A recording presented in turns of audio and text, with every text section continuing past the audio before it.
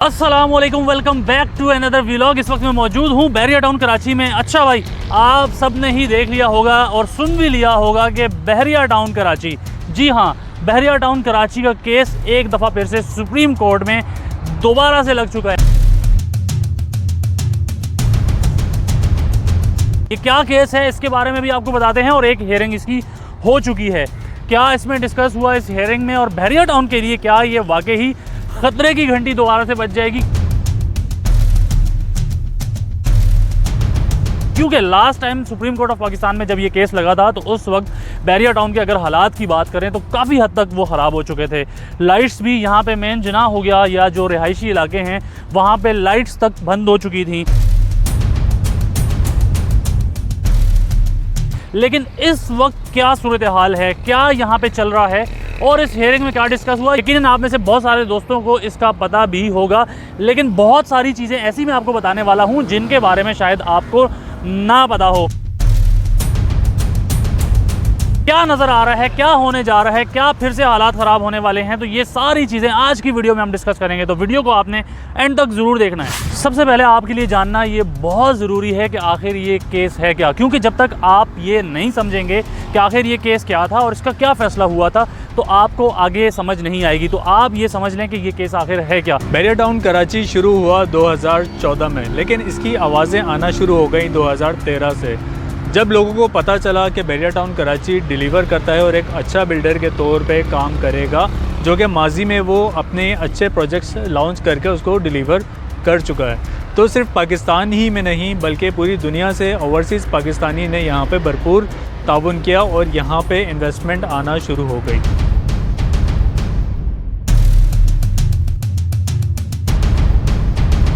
ये सफ़र कामयाबी के साथ गामज़न था, लेकिन आ गया फिर 2018।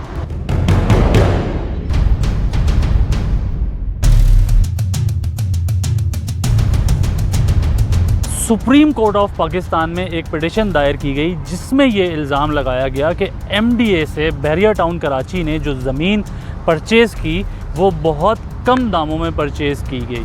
तो इसके ख़िलाफ़ समातें स्टार्ट हुई और बैरिया टाउन कराची में जो केस लगा तो उस वक्त लोगों में बहुत ज़्यादा परेशानी पाई गई।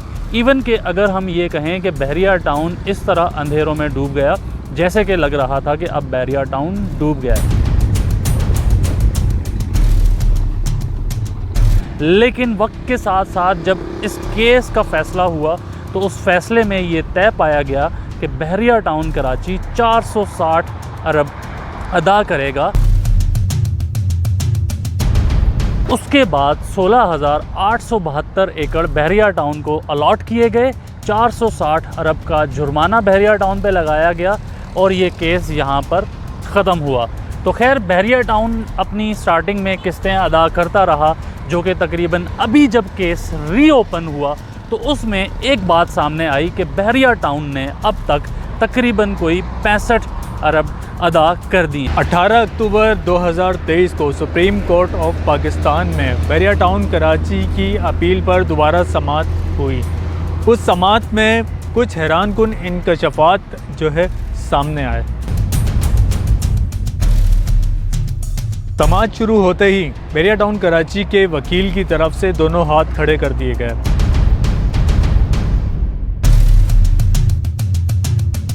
बैरिया टाउन के वकील की जानिब से ये बताया गया कि हमें 460 अरब का जुर्माना क्यों अदा करना पड़ रहा है, जबकि हमें मलीर डेवलपमेंट अथॉरिटी की जानिब से जो लैंड का कहा गया था 16,872 एकड़ की जो ज़मीन हमें मिलनी थी वो तो हमें नहीं मिली, हमें तो 11,000 समथिंग एकड़ की लैंड मिली है। तो जुर्माना 460 अरब का क्यों? तो जिसके ऊपर सुप्रीम कोर्ट की जानिब से ये कहा गया कि अगर आपको ज़मीन पूरी नहीं मिली है तो आपने कोर्ट से रुजू क्यों नहीं किया। इसके ऊपर बैरिया टाउन का जो मौक़िफ़ सामने आया है वो ये है, बैरिया टाउन के वकील ने कहा कि DHA को आपने जो ज़मीन बेची है मलीर डेवलपमेंट अथॉरिटी ने, तो उसकी कीमत का तयन 1 लाख रुपए पर एकड़ के हिसाब से चार्ज किया गया। जबकि दूसरी जानिब बैरिया टाउन का मौक़िफ़ ये है कि बैरिया टाउन को 2 करोड़ 72 लाख रुपए पर एकड़ के हिसाब से जो चार्ज किया गया ये बहुत ज़्यादा है। यही वजूहात हैं बैरिया टाउन कराची आए दिन यहाँ पर आपको कभी आपको पोजेशन यूटिलिटी के चार्जेस में इजाफा नज़र आता है, कभी आपको यहाँ पे मुख्तलिफ जो यहाँ पे जो चार्जेस होते हैं उनमें इजाफा नज़र आता है, कभी मेंटेनेंस में चार्जेस में इजाफा नज़र आता है। तो मुख्तलिफ चीज़ों के ऊपर बहरिया टाउन को पैसे बढ़ाने पड़ते हैं। तो इस वजूहात की वजह से यहाँ के रिहायशियों को, यहाँ के इन्वेस्टर्स को शदीद परेशानी का सामना रहता है। खैर समाअत का सिलसिला यूँ जारी रहा। उसके बाद सुप्रीम कोर्ट की जानिब से बहरिया टाउन कराची से जो दस्तावेज़ात हैं जो कि अगली समाअत पे जिस पे बहस की जाएगी, जिसको गौर नज़र किया जाएगा, तो उसके लिए वो मंगवा ली गई हैं और 8 नवंबर को अगली समाअत होगी।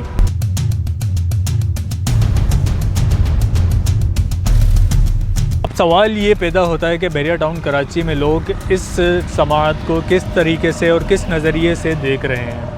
आया वो खुश हैं या फिर वो परेशानी की हालत में मुब्तला हैं। बहरिया टाउन के रिहायशी और इन्वेस्टर्स यकीनन इस केस के ऊपर गहरी नज़र रखे हुए हैं। उसकी वजह यह है कि लोग इस टाइम ये सोच रहे हैं कि अगर दो तरह की सोच पाई जाती है। कुछ लोगों का कहना ये है कि हो सकता है बहरिया टाउन को कोई रिलीफ मिल जाए, लेकिन दूसरी जानिब वो लोग भी हैं जो इस बात से परेशान कुन हैं। जो चीज़ें सामने आईं, जैसे कि कुछ रिपोर्टर्स हैं जिनमें अगर मैं एक क्रेडिबल सहाफ़ी की बात करूं तो ये उन्हीं की ज़बानी हमने आपके सामने रखने की कोशिश की। उन्होंने इस पूरी समाअत को कवर किया, तो उनकी ज़बानी बकौल उनके वो ये कहते हैं कि हो सकता है कि कुछ परेशानी हो सकती है। लेकिन दूसरी जानिब जो दूसरे लोग हैं वो ये कहते हैं क्योंकि बहरिया टाउन को पूरी लैंड नहीं मिली तो फिर 460 अरब का जुर्माना क्यों बहरिया टाउन अदा करेगा। तो हो सकता है बहरिया टाउन को कुछ रिलीफ मिल जाए जिसके बाद हालात में कुछ बेहतरी आ जाए। लेकिन मैं बहरिया टाउन की सूरत हाल अगर आपको अभी की बताऊं तो बहरिया टाउन में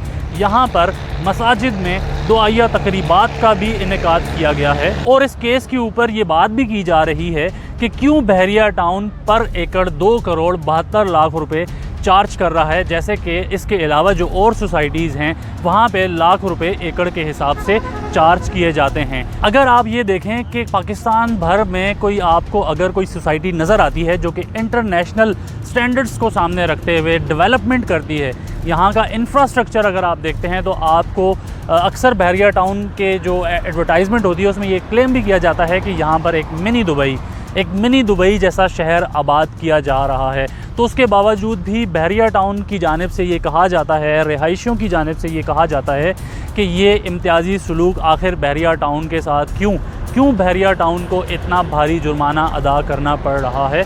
इसके अलावा जो दूसरी सोसाइटीज़ हैं वो 1 लाख रुपए पर एकड़ के हिसाब से उनको चार्ज किया गया। खैर आगे के जो मामलात हैं वो जो नेक्स्ट समाअत होगी उसी पे आगे के पॉइंट्स हमारे क्लियर होंगे कि नेक्स्ट समाअत में क्या क्या चीज़ें ज़ेर नज़र रखी गई हैं। लेकिन एक सवाल यहाँ पे ये पैदा होता है कि बताया ये गया था कि 16,800 समथिंग एकड़ बहरिया टाउन कराची को अलॉट किया गया है, लेकिन इस समाअत के दौरान हमें सुनने को ये मिला है कि बहरिया टाउन कराची ने कहा है कि हमें 16,800 समथिंग एकड़ नहीं बल्कि 11,000 समथिंग एकड़ ज़मीन अलॉट की गई थी। तो सवाल ये पैदा होता है कि जो बीच की ये जो ज़मीन है इसका क्या होगा।